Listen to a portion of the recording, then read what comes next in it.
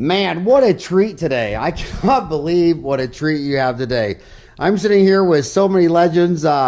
David Gergen of Gergen's Orthodontics, who's been doing probably 85% of all the ortho work in the Valley since I got here 30 years ago. Yeah, that's correct, Howard. We do about 85% of Phoenix, about 40 to 50% of Tucson.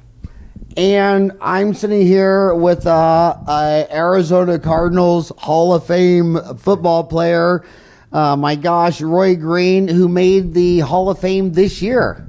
Cardinals Ring of Honor going in this year was announced a couple months ago. The actual ceremony is going to be October 2nd. I'm very excited about it. And where's the ceremony going to be?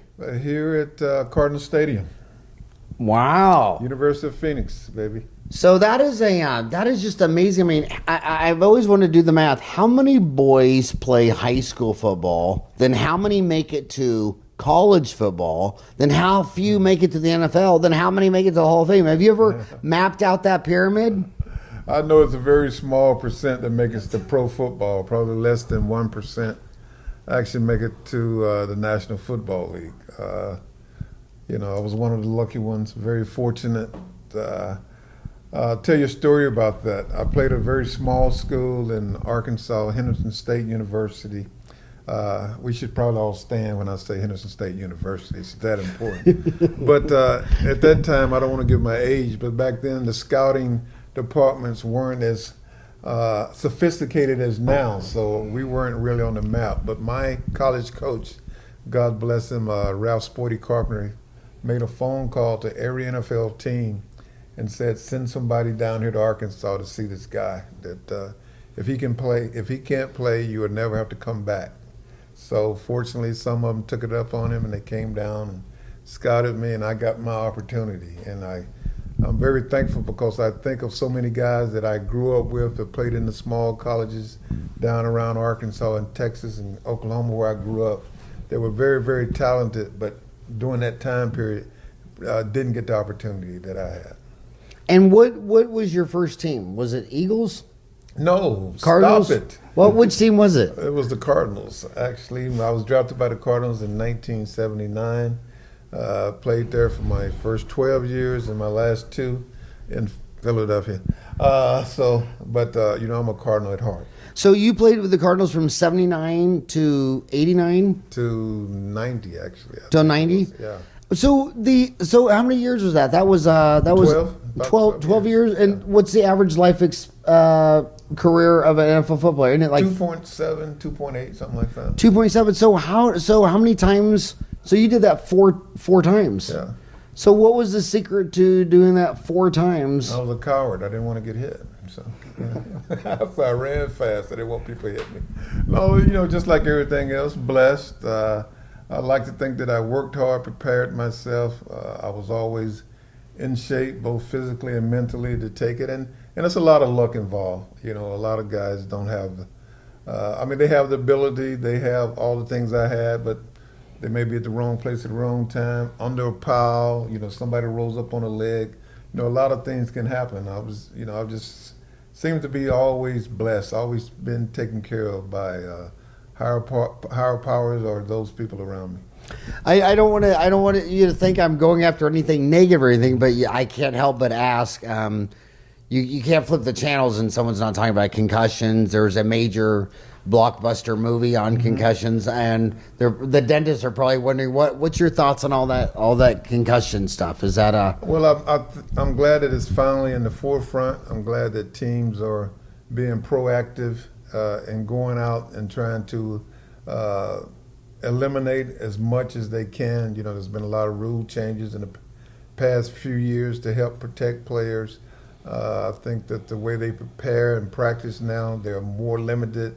There's not a lot of contact, particularly heads. You can't tackle with your head anymore. You can't hit receivers or running backs that are defenseless, so to speak, allow blind shots. So there's a lot of things they're doing, and people are more aware. And the concussion protocol now, the biggest difference is when guys get hit or dinged now, they have to come out. They have to be saw immediately by the doctor. They have charts that they've tested their, basically their brains before to see where they should be. and until they meet that or understand that they're back to that, they can't go back into the games. And that's probably been one of the biggest things that are saving guys and actually protecting guys from themselves, because as soon as it happens, they take their helmets away from them. They have to see the doctor until the doctor releases them. They can't do anything football related.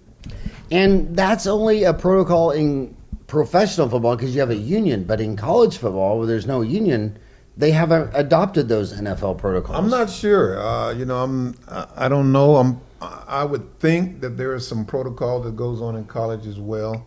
I can't tell you specifically because of my affiliation with pro football and different guys.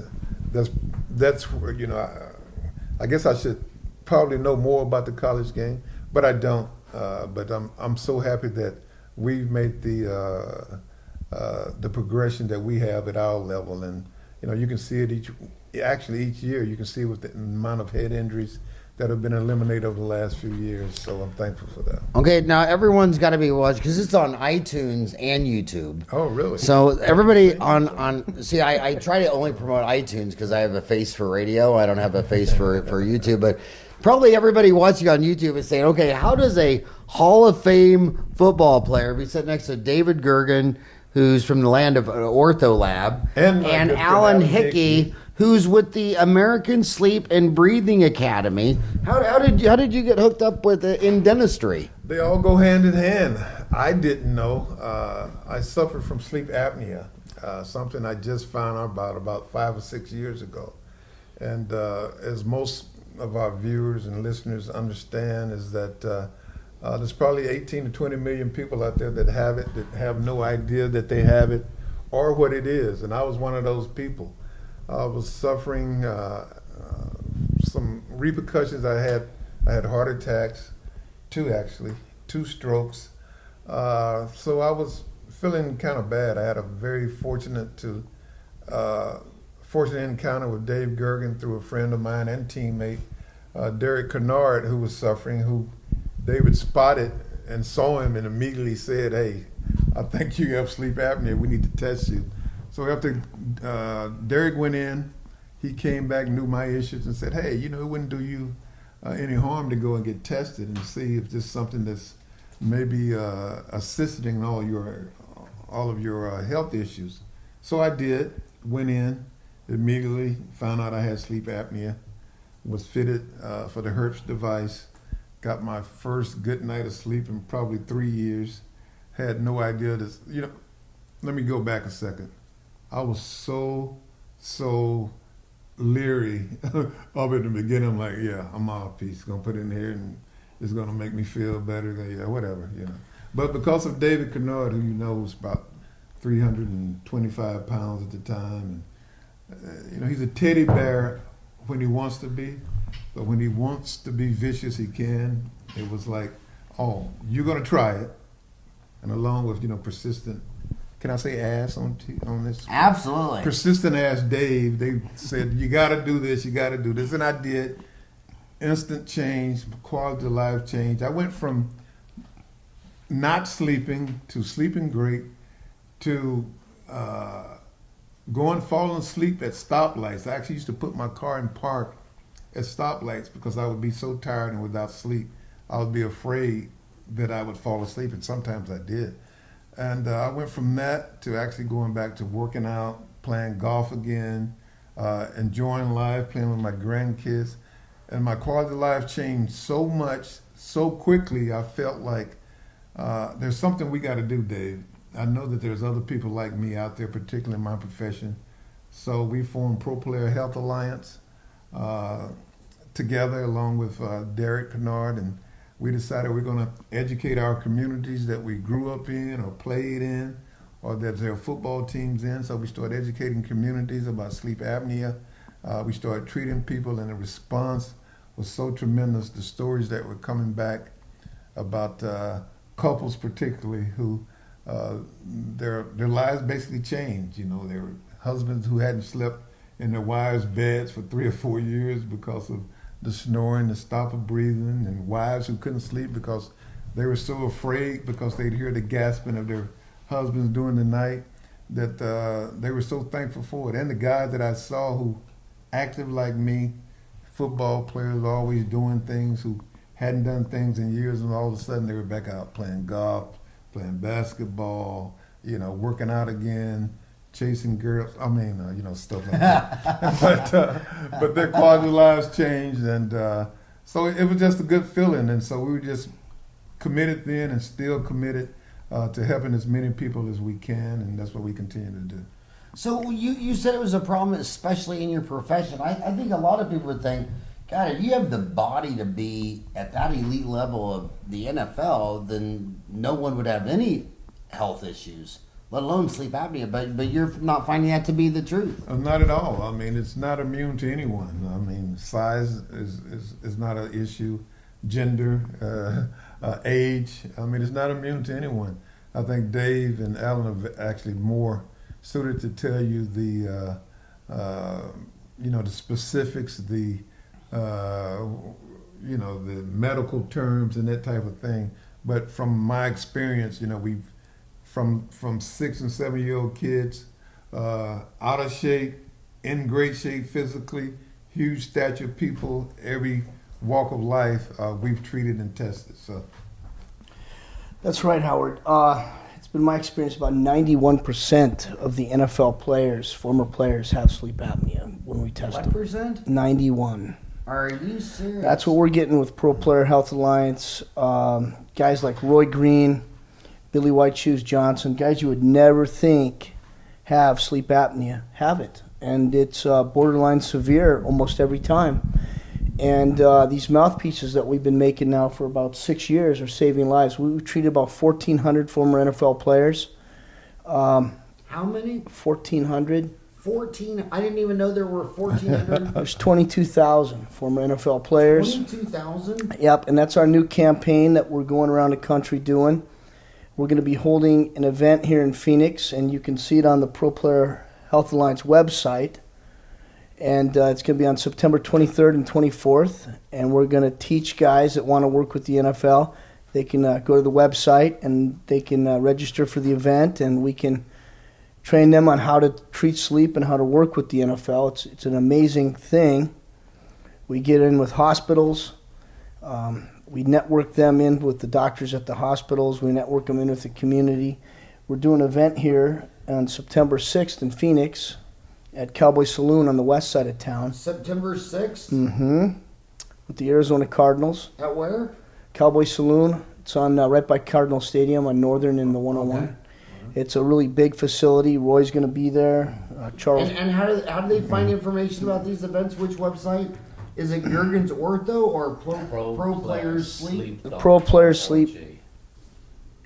ProPlayersSleep.org. ProPlayersSleep.org is where they can find the information. We're going to have a lot of superstars out at that event. Current Cardinals, former Cardinals, Phoenix Suns greats. Should be a lot of fun. Local TV personalities, radio hosts. There's going to be a lot of people there, not only to talk about sleep apnea, making awareness, but for the Arizona Police, Arizona Law Enforcement Association. We're going to raise funds for them. It's another charity that's near and dear to me, to Pro Player, the players. We understand the difficulties that our law enforcement have as far as funding. Some have been lost in duties. We want to assist their families as much as we can. So if you want to come out for a great, great cause, and along with cheering our great, great Cardinal team on their march to the Super Bowl in Houston, be sure to be there on September 6th. That's an interesting. The police officers really have been under a lot of stress in the community. What tips and advice would you give to the community and the police officer? I mean, well, not to get too political. Please get political. No, I Please. never do. Ryan? I'm one of the few that understands that my opinion doesn't mean a whole lot. But from a personal standpoint, I appreciate the jobs that they do. We understand, or I understand, that they make it so much easier for me. We talk about sleep. We go around the country talking about how important it is, and I understand how important it is for them to allow me to have it because I feel safer at night. And I've been fortunate to befriend and have a personal relationship with some of those people down in law enforcement here in Arizona, and their hearts are tremendous. They care about our community. They want to do everything to make it as perfect and peaceful as possible. So that's one of the reasons that I assist in the way that I do. It's got to be a tough and thankless job. I mean, if someone pulls you over to give you a speeding ticket, it's kind of like a dentist. You're always telling people bad news. You got a cavity. You need a root canal. You get a speeding ticket. All that stuff. That is an amazing website. So again, that is the information on proplayerssleep.org. Is that what it was? Yes. And the event is, where's the date of the event on the website? September 6th. Yeah, it's September 6th. But Do I go to the menu? Yeah, or you go to the menu. hit the menu and the then events. hit events. Yeah. August, that's one. Well, that's our big program. That's going to be, we're trying to have a dentist in every state, in every NFL city, to treat the former players, and we tie them into the universities or the hospitals that we do the screenings at, and the dentist will literally in a day treat, 20 to 50 NFL guys. Who's the dentist in Phoenix? Dr. Mark Castle. Mark Castle. Uh-huh. Well, why don't you have him come by and run a podcast with him after yours? Okay. Would that seem to be that informative? That would be great. I love that guy. Yeah. You talked to our Atlanta guy, Dr. Bill Williams, the other day. Yep. He told me that he followed up. He did a great job in Atlanta at the Emory Hospital. He did a fantastic job. He saw like 30, 40 guys. That's right. We're going to be going to the University of Minnesota on September 17th. That's going to be the grand event, I think, of the year. Stop it. Just because you're from Minnesota and you're the biggest Minnesota Vikings fan ever, and you're going to have all these Viking players that you grew up with around you, and right now I'm really, really disappointed in you. Howard, we're reuniting the Purple People Eaters. The first time in 20-some years they've been together. So, Alan Page has been a Supreme Court justice. So we're reuniting the Purple People Eaters there, and the Vikings season's opening. The new stadium is opening. It's the nicest in the NFL. So it's Go Cardinals. Well, I gotta need to stay neutral on this one. Well, it's funny. My favorite bar is the only one. It's right next to my dental office. So it's been my favorite bar. It's Brad's Place, and it's all decked out in Minnesota Vikings. Oh, come on! Oh, that's hurtful. That is so hurtful.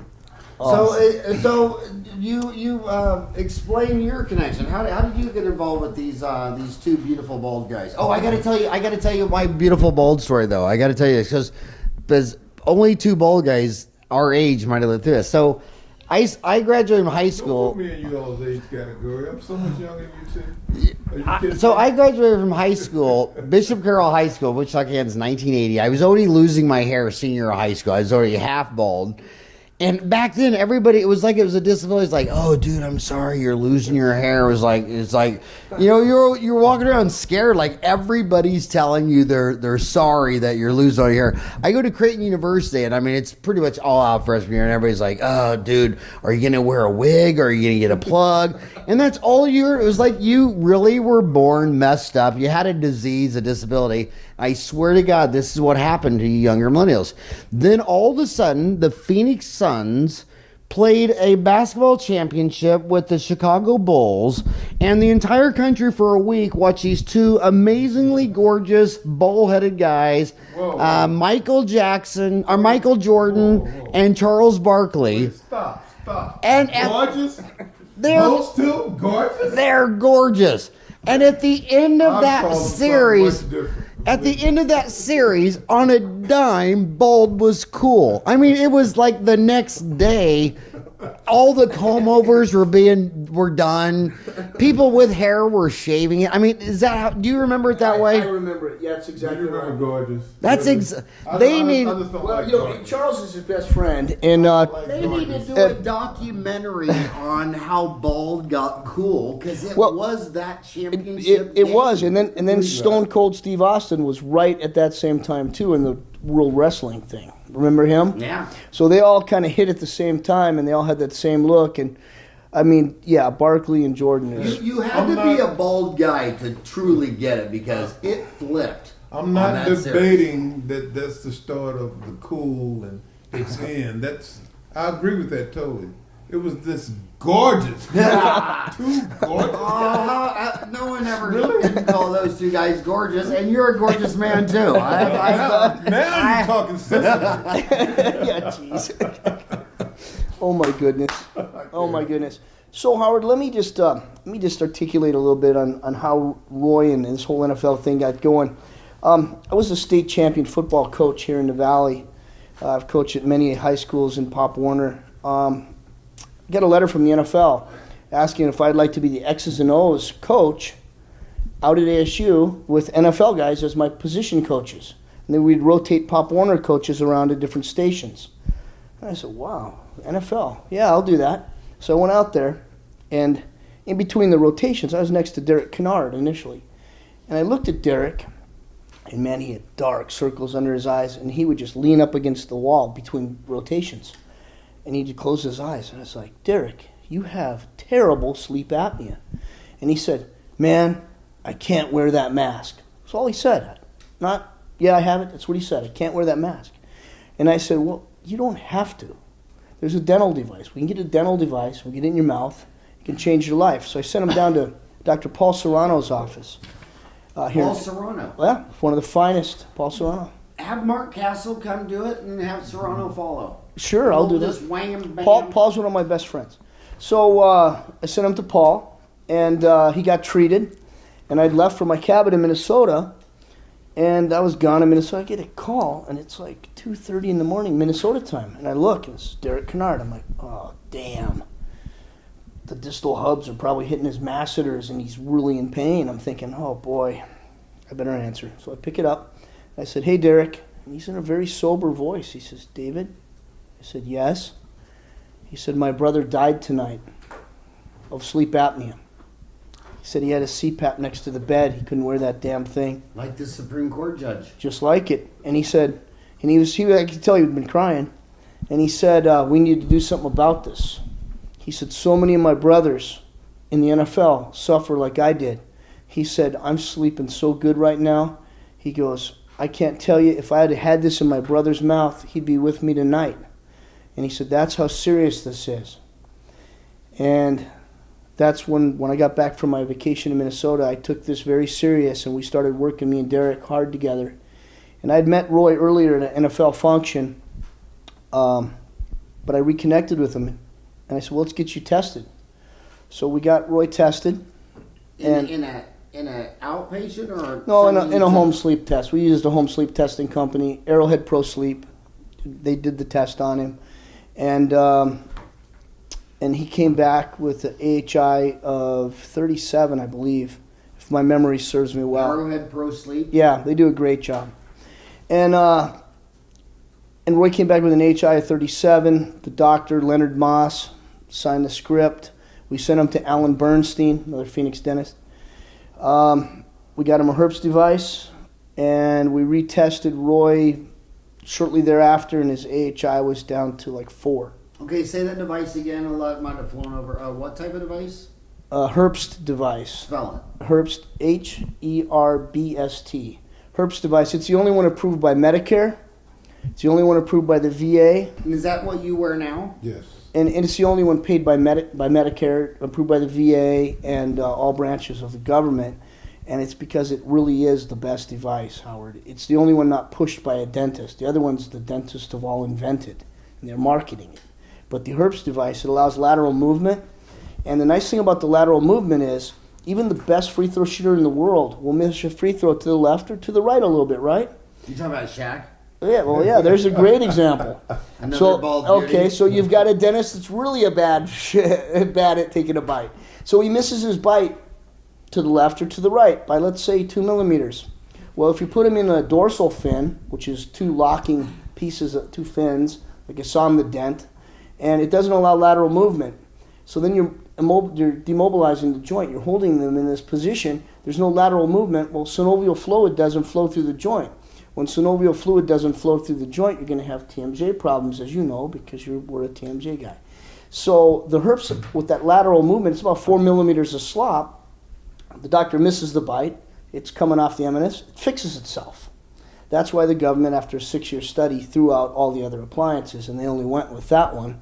And we, at Gergen's, we make about 1,200 of those a month. We ship them Will out. you write an article for me for Dental Town magazine? I would love to. How do my homies learn about herpes appliance? Well, they can go to First the let me ask you Gergen's this. Ortho.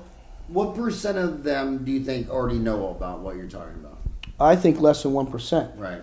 I think that's realistic numbers. I think And we that's need. why I called you. I think we need more dentists doing this. I'm going to be speaking at the U.S. Senate on September 27th for you guys and for you at your rights as a dentist, because CPAP companies don't want you doing this, obviously. So talk about your DC. When is that, and what are you talking about? Well, What's the date on that? It's September 27th.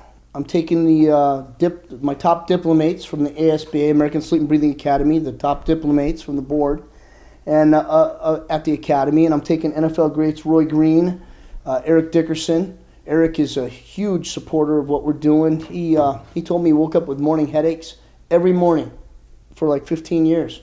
We got him in a herpes device, Dr. Harry Sugg in Dallas, Texas. Treated him. He hasn't had a headache in 4 years. He's doing wonderful. And he's a big supporter of what we're doing because he likes helping the former players. And he'll be going. Roy's going. Me and Ryan and Zach, we carry luggage. We're good bellboys. Okay. Well, you got. Yeah, we want you to come cover it. Yeah, we want you to come cover it. It's gonna be big. We'll be in front of. So Congress is voting or debating what, just to cover CPAP or not? No.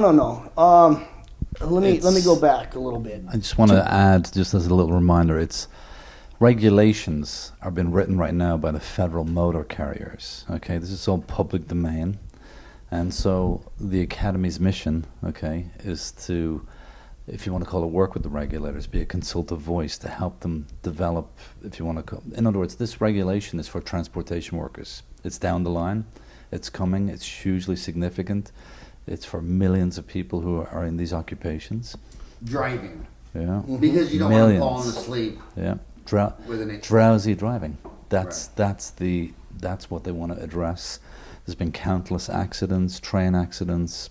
You know, I mean, more than we can state right here in the podcast. So the idea is regulations are being written, okay, and currently the therapy is CPAP, okay. CPAP works, but the Achilles heels for CPAP is people don't use it the way they're supposed to. And so therefore the compliance rates are poor. So the Academy's mission is to show the regulators and the Congress people who will be at this meeting that there's an alternative. They can also use oral appliance therapy. And we're the only group doing this. And this is not like an easy, oh, we got invited to the ball. This is years of hard work, pushing, campaigning, persistence. This is all the things of like a political action committee. It's hard work, but it's worthwhile because then it shows you. Our mission simply is to be at this, when we're at this congressional meeting and we're giving testimony, is to say you can also treat these drivers, these transportation workers, with oral appliance therapy. And down the road, that's very key for a dentist who finds himself interested in getting involved in sleep medicine and treating and helping patients. And simply put, the reason this is going to happen, okay, is the 3 building blocks of healthcare is diet, exercise, and sleep. And sleep is now a global health phenomenon, okay? And if you look back at exercise over the last 30, 40 years, the phenomena and how it's, you know, globally and universally accepted. Then look at diet in the last 15, 20 years, organic health, food. These 2 building blocks of healthcare completely, if you want to call it, are mature now, globally, universally accepted. Sleep is the 3rd part of that. And this is what we're seeing. This is where we're having massive interest. But all credit to these guys. Without their persistence and without their publicity, we wouldn't be at the table in Congress testifying. So I'll let David speak. That's a fact, Howard. In 2012, I went and I spoke at the Department of Transportation, and I spoke in D.C. at a private event with Congressman Marty Russo, with some legislators, to allow dentists to be able to use home sleep tests, to hand them out to their patients, because I argued that a dentist is a doctor, and he's a doctor of the mouth, and he should be able to write a script for his patient to take a home sleep test. And that was approved in 2012. But without the NFL, I don't believe I ever would have got there. The NFL has opened up so many doors for us, I can't begin to tell you. And people like Roy Green and Dickerson and Tony Dorsett, he went with me once to the Senate. It's been such an amazing journey. When we were at the U.S. Transportation meeting in 2012, they called me back to the podium twice just to ask NFL questions. That's all they wanted. That's all the senators wanted, was they want to know about NFL guys. So Congressman Marty Russo, who's in our cabinet, he's one of our guys. He hooked us up with Senator Anna Eshoo, Congresswoman, and we're going to be in front of 60 to 80 congressmen and senators when we go this D.C. trip. And what this mission is about oral appliance therapy, and the dentists be given a level playing field. Because if really it's the first line of therapy, then why are they putting everybody in a CPAP with an AHI of 5? That does not make any sense. All obstructed, extremely low risk, and the efficacy of the oral appliance is so much higher than the CPAP. So we want to level the playing field. We want oral appliance to be the true benchmark. You need to make an online C-course on Dental. Dental Town has 217,000 dentists. We put up 350 online courses. They've been viewed over 600,000 times. And my homies don't know what you're talking about. So, in review, you're saying that the government only approved one oral appliance, and it was a Herbst appliance? Well, they used to in 2006. In 2006, they approved payment for oral appliance therapy. Okay, and in 2006. In 2006, and it caught wind, and it became very popular. But then the government started looking at the breakage on other appliances and said there was 80 of them. They said, we're not paying for these. We're not paying for all these. So Medicare, the government, threw them out and said, we're only paying for the Herbst. And if you do your research, you'll find that Gergen's orthodontic lab was one of the two labs that they said, bam, you guys are good. Okay, but explain what a Herbst appliance is. I don't think they even know what a Herbst appliance is. Okay, a Herbst appliance is... I'm trying to make a visual in their head. It's got buccal rods, okay, like pistons, and it keeps the mandible in a protruded position, holding it. An orthodontist will know, because the stainless steel Herbst that you've seen on the children, I'm sure, and coming through your practices, it holds it and it's fixed there and it encourages bone growth. It was developed by Dr. Herbst out of Germany in 1908. It was developed for the sleep use by Ed Spiegel.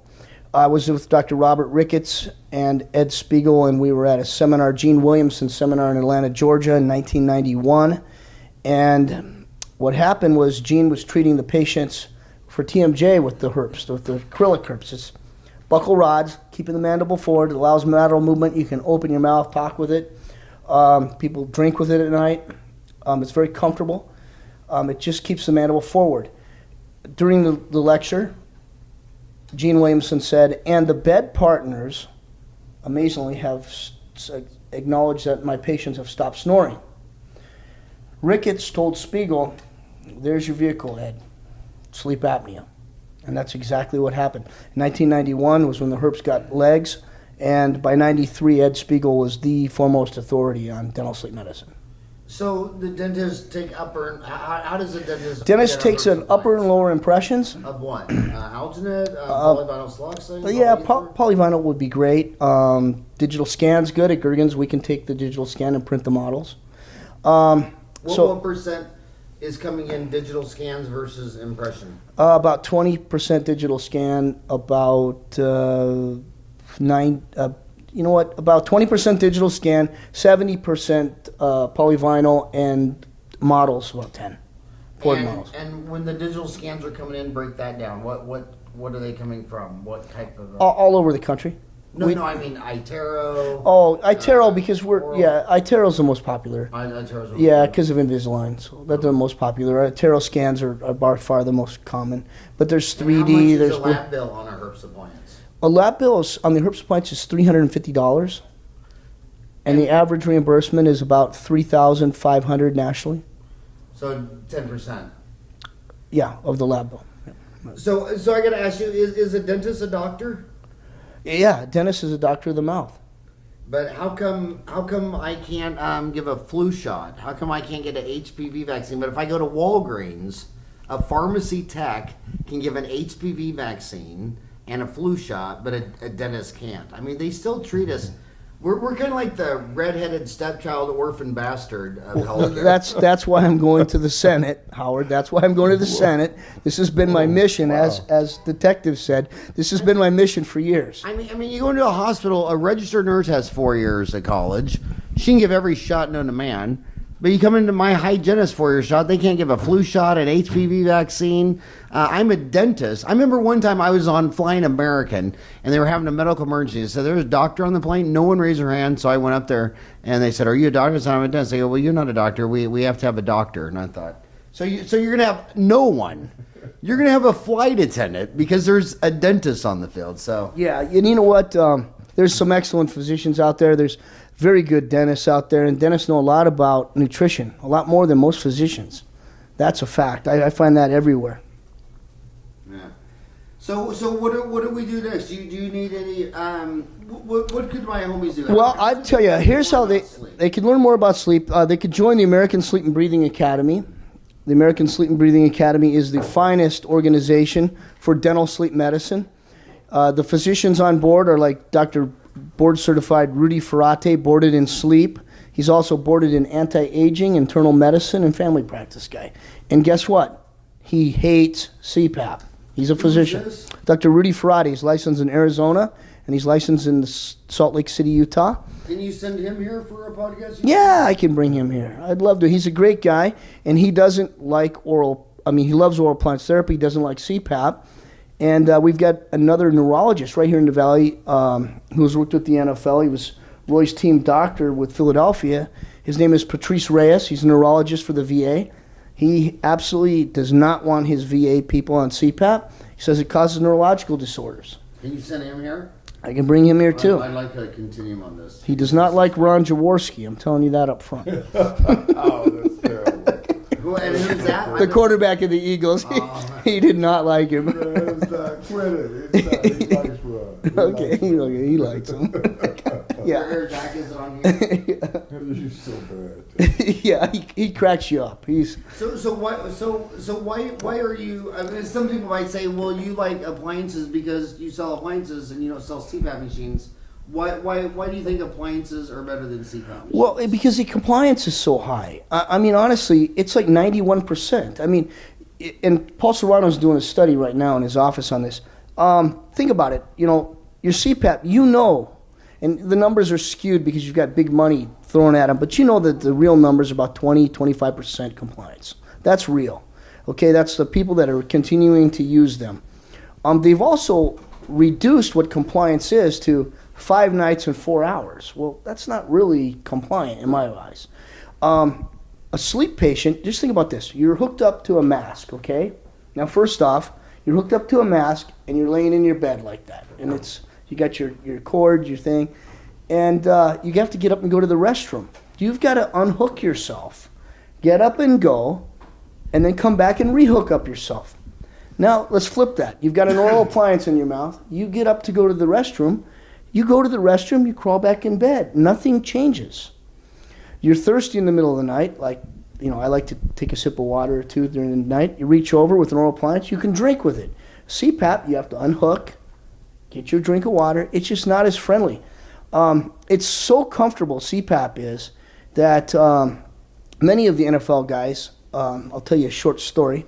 Mark Walzak, I called him one morning. He was a former Arizona Cardinal. And I said, "Hey, Mark, you want to have breakfast?" And he says, yeah, where are you at? And he sounded really funny. I said, hey, I can't hear you. You're mumbling. And he goes, he takes out the mouthpiece. He says, oh, man, I'm out in my yard picking up dog crap. I forgot I had it in my mouth. So he said, it's so comfortable, I forgot I even had it in. Another story, Randy Clare, and he's a guy at CareFusion in the industry. So Randy's on the treadmill downstairs in the Minneapolis gym that we were at the hotel. And I look at him, and he's running on the treadmill, and he's got his herpes in his mouth. I'm thinking, what the heck? He's serious about this herpes in his mouth. So I said, Randy, do you find that you can breathe better during exercise with the herpes in his mouth? He says, what do you, oh, pulls it out. I forgot I had it in. It's so comfortable. So what is the price of an average CPAP versus a herpes appliance? You said the herpes appliance is $3,500. How much is the CPAP? Well, that's reimbursement for the appliance, for the dentist. And remember something about that. That's a fee that's like every 3 years. The dentist will bring it back in. The disposables, average disposable on a CPAP is? Well, I was going to give you the price of a new PAP device is several $1,000s, and so there's a larger market for the the older CPAP machines, which can raise. You can buy them online even for $500 once you've got a script. To reiterate kind of what David was saying, though, we're not saying something doesn't work. I think healthcare in America, it's good to have choice, okay, but it's not David's opinion, okay.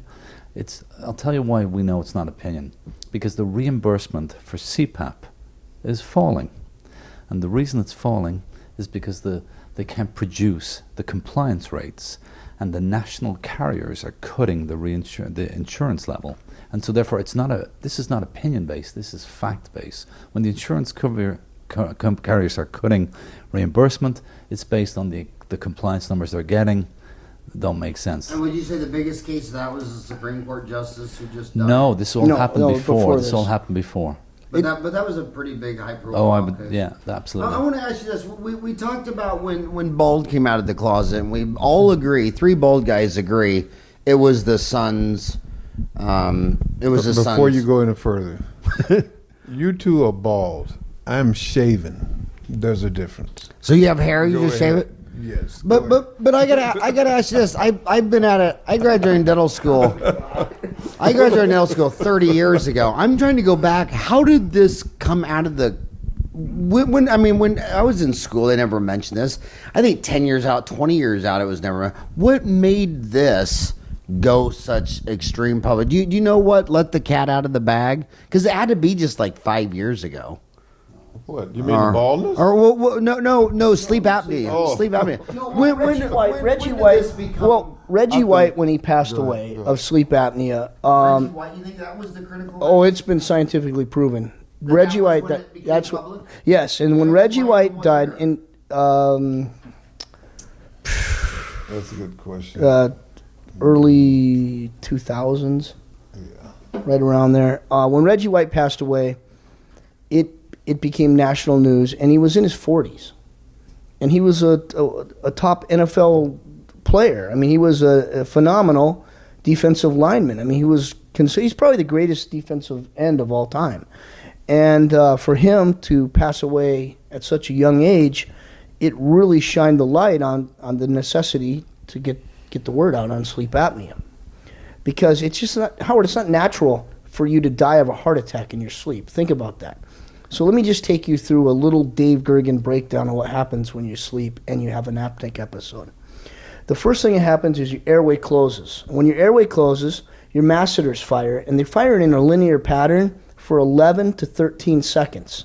And that's going to try to get the airway to pop open. If that doesn't work, the heart starts beating fast. It starts racing. It's like, wake up, wake up. And that's going to go on until either you wake up or die. And it'll go for about a minute or so, and then the stomach's going to throw up acid. And that's why they get the GERD and the acid reflux. And that's going to try to burn the back of the throat and get you to open that airway. If none of that works, you're going to die of a heart attack in your sleep. You're going to just go. Your heart will give out, and you will die. And it will be a comorbid condition. That's very interesting perspective. That you think that was basically Reggie White's was the one who brought that. And is that, do you think, what's leaking the link for like now Well, in the NFL? Well, Moses Malone recently passed away and tied to sleep again. There's a lot. Mason, Tony Mason. So there's a lot of guys now. They're saying sleep. Let me interject here for a minute. You know, we talked about the involvement, you know, of NFL players and how it's coming out, and it's kind of like when I said, believe it or not, all the guys in the National Football League and all the sports community really, it's like a brotherhood. And you may go out and compete, and you may want to knock this guy out one week or whatever, but you know, when you're away from it, everybody has mutual respect. You actually like these guys. Like I said, when my episode first began and I realized what I had had and got treated, my first thought was, I got to get to other players. That's why we formed Pro Player Health Alliance. That's why we said pro players, because we wanted to get to them first, but we also wanted to educate. And I think that the fact that because the guys are so passionate about it, we've been educated, and because we got such assistance, let me throw out a name, Andre Collins, who's from the Players Association, the National Football League Players Association. He's been astronomical in helping getting this word out and helping treating players. So when you change the quality of life for people, they're going to go out and they're going to spread the word. They're going to be advocates.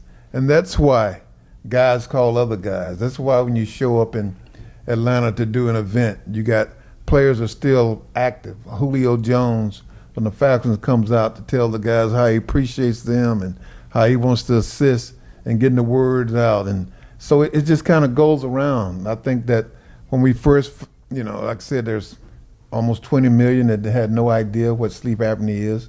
But now the more and more people know, because everyone's affected. You know somebody. I know somebody. So when you know, you have an obligation, you feel, to go out and tell somebody. So the words continue to spread. It's getting bigger and bigger, and it's going to continue to get bigger. And you know, this is a fight that, you know, I'm in for the long haul, and most of the players feel the same way. And how's your compliance with the herpes? Oh, I enjoy it. I love it. Like I said, my quality of life was changed instantly.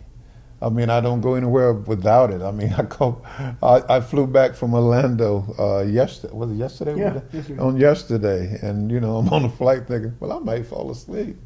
I pull it out my bag, put it in my mouthpiece, because, you know, I don't want to disturb the people next to me. But I put it in. I mean, that's how much I know, how much I enjoy it, how much I know it works. I'm just committed to it. And every time I see a guy or hear in the news about a guy that went away in his sleep, I instantly think, could it have been prevented if he had been tested? If he'd had a mouthpiece, could it have been prevented? I saw another data point that I haven't seen in a long time. It was, one of the sweetest, taboos is when you go to work, you don't want to admit to your coworkers that you and your spouse sleep in separate rooms, because they'll start thinking you're platonic, your marriage is falling apart, whatever. But it was an alarmingly high number of people who sleep in separate rooms because they can't sleep with each other because of this. You know what, Howard, you're absolutely right. And when I travel the country and treat these former guys, we come back and follow up with them. The first thing that they tell me, the very first thing is, they say, God, I'm dreaming. I stopped dreaming. I didn't even realize, but I stopped dreaming. And then they say, and you know what, I'm going to tell you something else.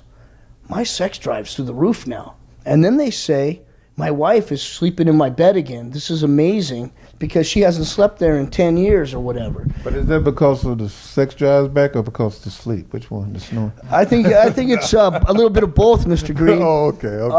But you know, Howard, a lot of people don't realize it, but erectile dysfunction is also related to sleep. Why are you looking at me? Well, I'm on. No. Remember we talked. I'm that way. Okay. Is that obvious? No, not at all, Howard. Not at all. But that's one of the causes is sleep, because your body runs through circuitry. So the reason the men get the morning erections just before they get up in the morning, they wake up with an erection, is their body just ran through that circuitry. It does that about 3 times a night, and if you're not getting the level 4 sleep, you're not getting that morning erection, and you're not getting the right chemistry, the right hormones. Level 4 hormones are getting. So the morning erection, your brain in deep sleep. You're just testing all your circuits. As you test, it's doing a test of your body, and the last one is to see if your stuff works, your junk works down there, and they're like, yeah, it works. Well, something serious on that. I read a study that God, I should quote this, but anyway, it was talking about ED. And it was talking about how bad treating ED with Viagra was, because the essence of the study was saying, look, the number one goal of a species is to reproduce and have offspring. When someone comes in and their reproduction doesn't work, why are you treating with a pill? I mean, is it obesity? Is it high blood pressure? Is it diabetes? Is it sleep disorder? And how treating it with a boner pill was just like missing the forest for the trees. And they were telling people, you should try to find out first why you can't get an erection when it's the species' top 3 goals is to eat, drink, and reproduce. Don't treat this with a pill. Find out what's causing it.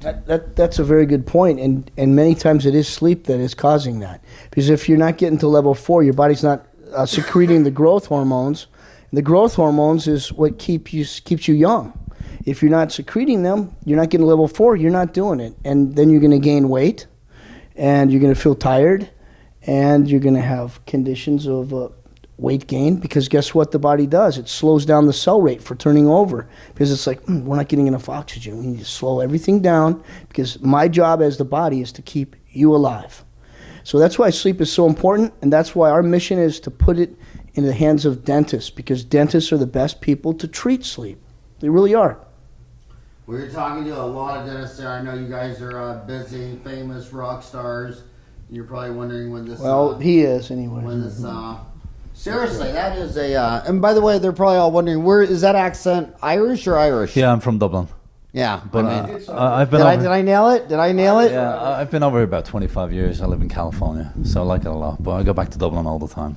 So is your favorite food potatoes or potatoes? As cliched as it sounds, yeah. After I do my angling and catch my salmon, I gotta tell you, they have potatoes with it. This is a true story. So Arizona has a large Mormon population, and they're big into and genealogy. In fact, genealogy.com's in Salt Lake City. So I went down there one time, and I thought, I'll have my family tree done. And I found a lady there. She was adorable. She was like 74, and she found out I was a dentist. She told me that she needed some dental work done. So I did her dental work free. So I knew my 2 parents were Irish, but it turned out my 4 grandparents were Irish, and my 8 great-great-grandparents were Irish. And they were working out the family tree all the way back to the country. And I was showing it to the boys. You remember this, Zach? When I was showing it to the boys, it was a Christmas present, their family tree. And at 8, it turns out one of them went from Ireland to Canada to the United States. And so they found out at 8, 7 were across the United States, 1 was Canadian. I just want you to know that I really appreciate, I know how important this is. I really thank you guys for coming by.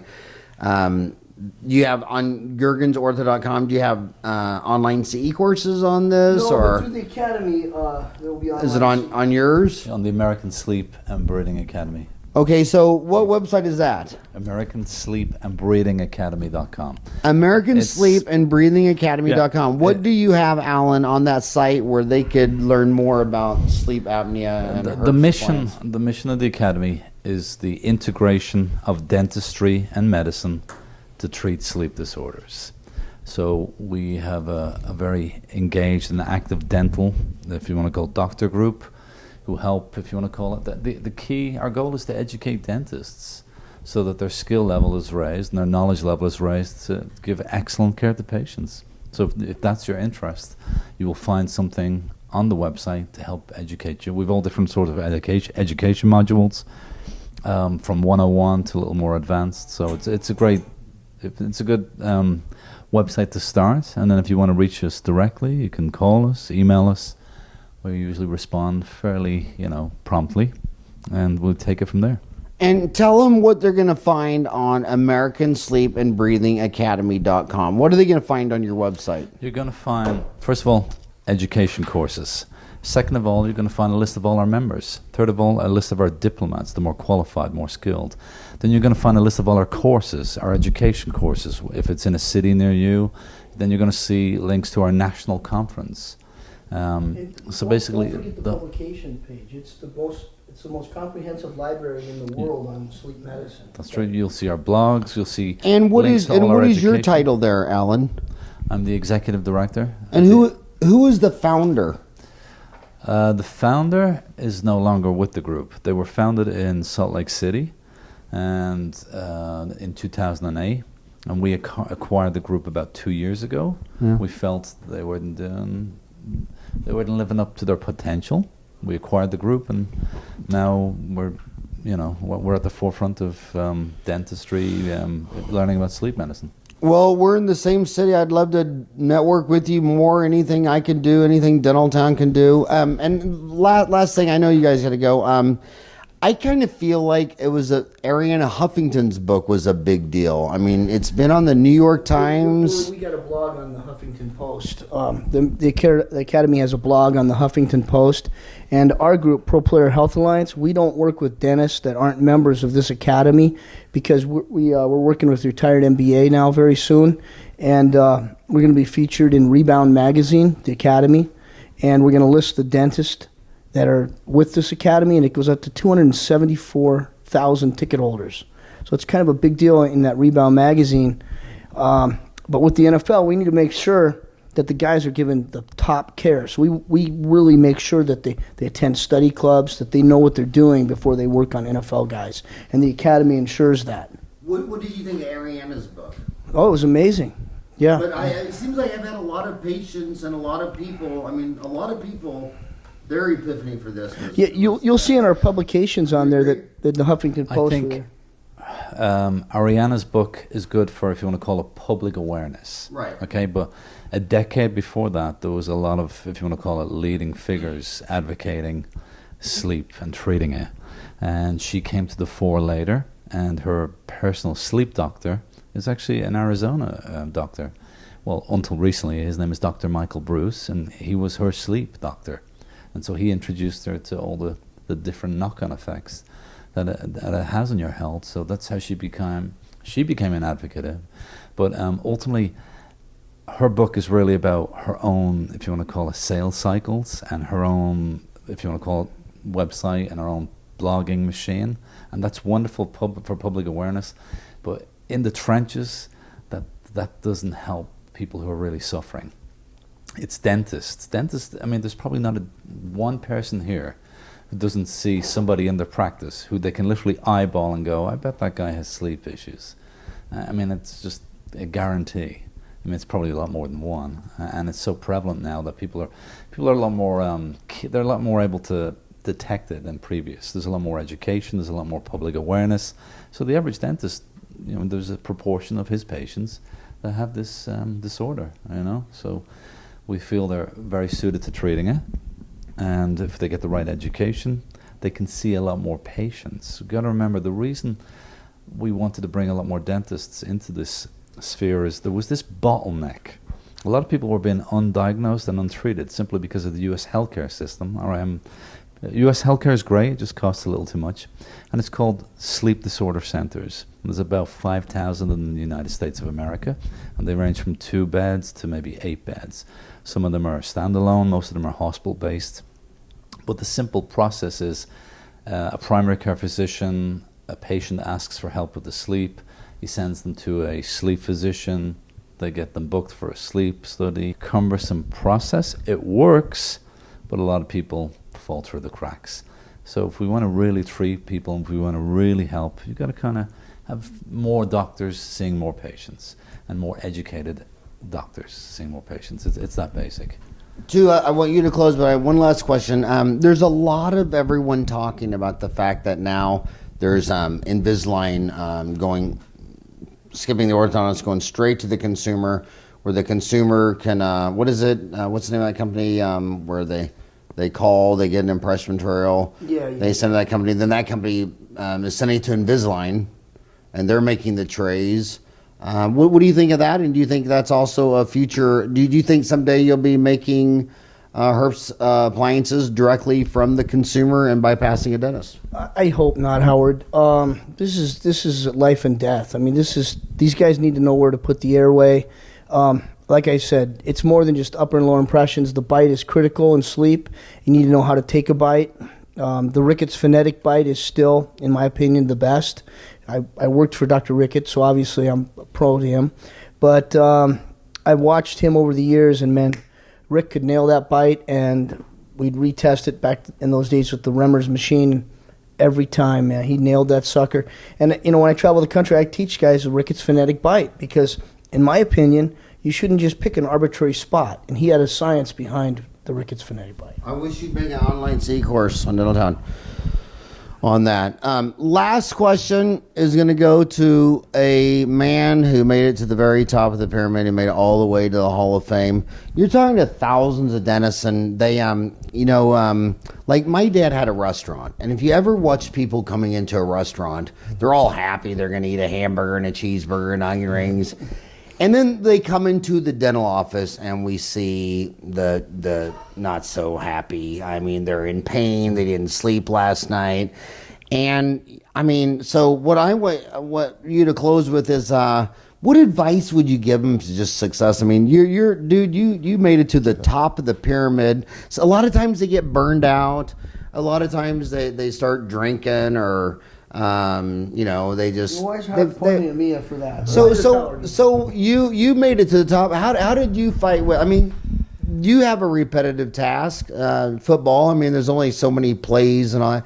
What advice would you give to make it to the Dental Hall of Fame if they had one? Well, I think first and foremost, be susceptible to change.